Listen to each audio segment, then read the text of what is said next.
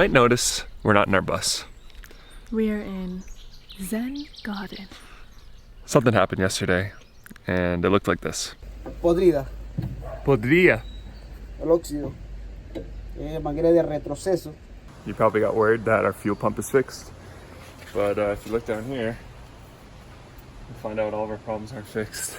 The fuel pump's fixed, but because the fuel pump is new, it has more pressure, and it blew out our rusted fuel line.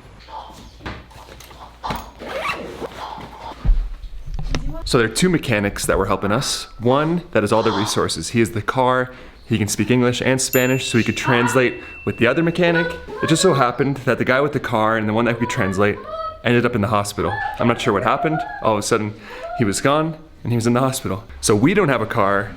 The other mechanic didn't have a car. So all we had was two fuel lines that were rusted and cracked, and we need new ones. And they're gonna take a while to get here, but we couldn't get to the city to go order them. So right now our bus is sitting there, and we're trying to figure out what to do next. We're trying to find this mechanic, the one that doesn't have a cell phone, he doesn't have a car, he doesn't speak English. We're trying to find him because he has our fuel lines, and we're trying to make something happen. Bye, good girl. We'll be back later. Doing good.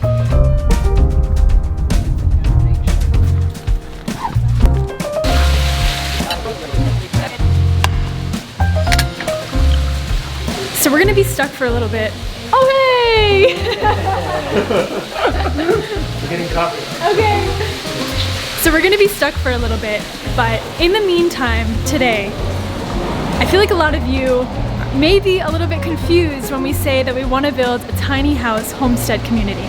So today we're gonna spend the day explaining to you guys what the heck that means. So we've come to the little town of Volcan, which is, Boquete is like, there's a big volcano, and Boquete is on this side of the volcano, and Volcan's on this side. So like, what's the line? As the crow flies. I think it's only like 10 miles or something. But we're just here checking it out. It's another big expat spot. Yeah. And apparently, it's basically very, very similar to Boquete. It's half the size, but it's even half the price of land here. So a big influence for our tiny house community is how people live in Central America and Mexico. Exactly, comparative to how people live in the States. So in Central America and in Mexico, people live in communities. They live with 3, 5, 10, 15 houses of family members and friends, and they all rely on one another to make their lives a lot easier. Exactly. Which that is a very, very uncommon thing in the States, as a lot of you guys know. A lot of people live by themselves. I lived with my brother, but we had we were one unit in a condo of 52 units, and I didn't know a single person in that condo. Like, I didn't even know my neighbors. Exactly. And I was still living with my mom at the time, and we lived in a condo community as well, and we barely knew any of our neighbors. And unfortunately, that's just the reality of a lot of the States. I mean, it's not the case like that everywhere, but we want to take a piece of what people do from here and rely on one another, rely on people's strengths, and then people with weaknesses rely on people with those strengths to make their lives easier.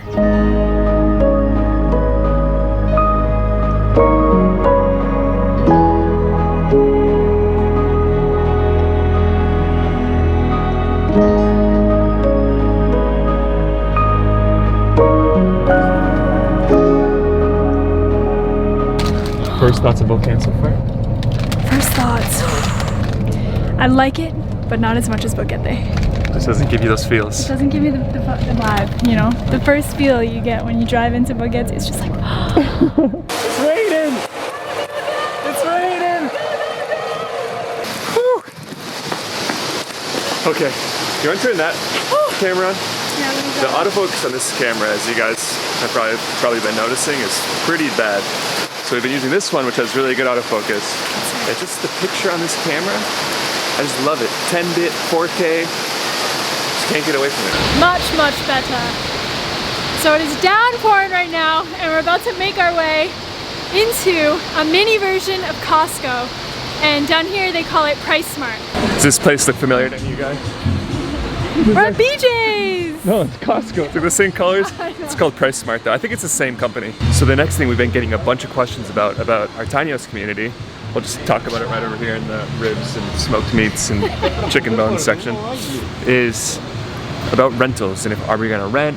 how are people gonna be able to come? We're not gonna, it's not gonna be rentals. It's not like it's gonna be like, oh, $100 a night, $50 a night, $200 a night. It's not gonna be like that. Right. So our idea is to have us, this is just a start, but our idea is to have us and then 4 other people there full-time that are like residents of Panama. Right. So it's gonna be, that's for 3 houses. Then we're gonna have 1 more house, and that's gonna be someone that's like long-term but not permanent. So like less than 6 months. Yeah. Because after you go over 6 months, you have to be a permanent resident of Panama. Exactly. And then we're gonna have a whole area. Hi. No filming. Oh, okay. We'll have to talk about this later. Hola, Nenito. Hi, how are you? Good, how are you doing? Good, very good. Awesome. Okay, so we got an answer from the seller. Okay. He talked to his father. They understand the situation about the water. So we just got off the phone with the realtor. Things are getting interesting. As you guys saw our last video, there's no water on the property, so we're renegotiating. We offered about 25% less, and now the seller just wants to tap a well onto the property, which, as you guys know, we want to do rainwater collection anyways, so we'd rather save that money. So I think we're gonna just increase it a little bit.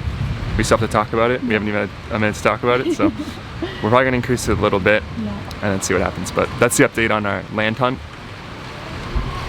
Fingers crossed. So anyways, what we were saying, we're gonna do 3 full-time houses. 1 house for someone who's long-term, like 5 or 6 months. And then an area for van lifers, campers. We're gonna build some yurts, do a little glamping. People for short-term, maybe a couple days, maybe a couple weeks, maybe a month. And that's about it. It's not gonna cost anything. People are basically gonna give what they want, or what they can, or what they believe. Exactly. Like we were saying before, it's gonna be more of like an exchange-based idea. So if you want to come and you want to work and stay, you can do that. If you want to, if you feel like donating a few dollars and you want to stay, you can do that. Whatever you feel like is fair for what you want is what what people are going to give. Exactly. Well, thanks for a great day, Jack. Thanks for taking us on a tour. Got to see some more Panama. So we just went on a little tour with Jackie, a little day tour, and we went all the way to Volcan and back. I think our biggest learning was we want to be in Boguete. Boguete is our home, you guys. But we need to go there to experience it. We did, and we heard land is significantly cheaper over there, but it doesn't give you the same feel, the same charm, the same feeling of home as Boguete. Yeah, and so we've been talking with Jackie about maybe doing a little partnership in the future to do an epic tour of Panama for you guys. So And for you guys to come along with us as well. So if you guys are interested, put a comment in the description if you're interested, and if there's a little bit of buzz, maybe we'll get it going. Home sweet home. Who is that? Oh boy, yeah! Yeah! See what happens.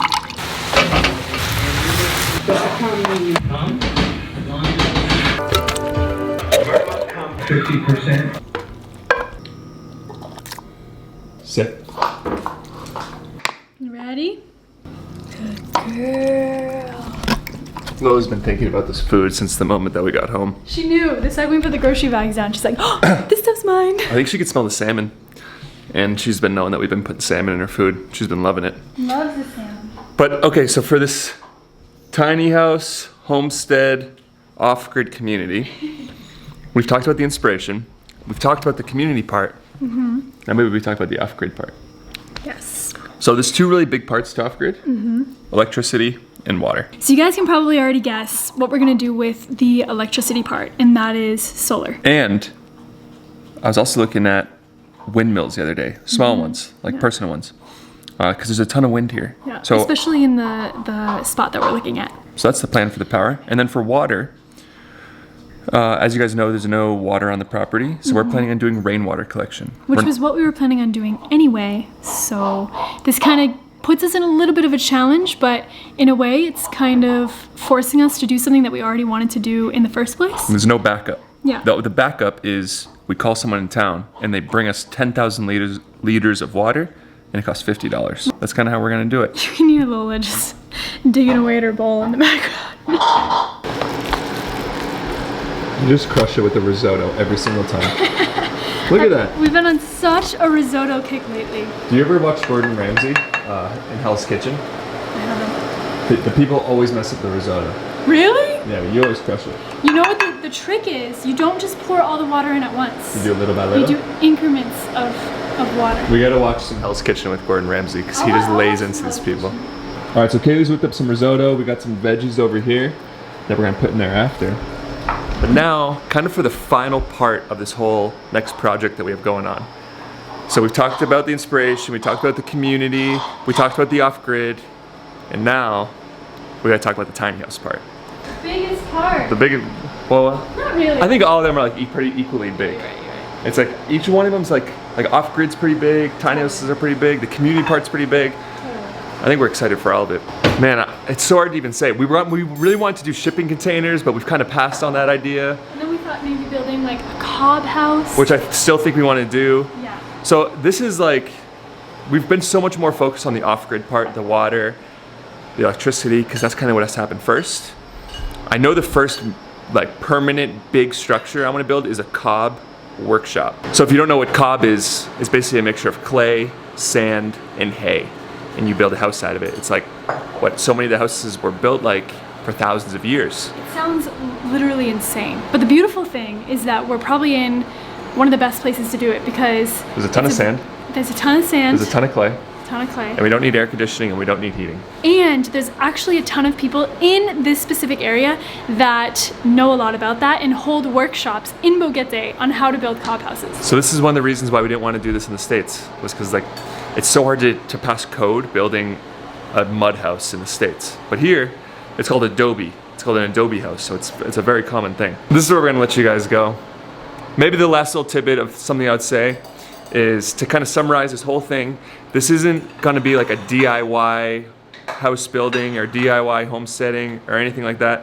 This is gonna be just the two of us. Getting back to our roots, getting back to what living used to be like thousands and thousands, even just hundreds of years ago. Yeah. Learning a bunch, making a ton of mistakes. Yes. We're so ready to make a bunch of mistakes and learn from those We're mistakes. so ready to make the biggest fools of ourselves, but that's okay because it's all part of the journey, it's all part of the process. And we have a bunch of you out there that are knowledgeable that can help us, so that's amazing too. So, this is where we're gonna say goodbye. We're gonna dig into this dish we got going on tonight, and which actually, we could put this up on our website. We'll put the recipe of this up on our website, links in the description. This is where we're gonna let you guys go. We love you so much. We love you guys so much. We'll see you on the next one.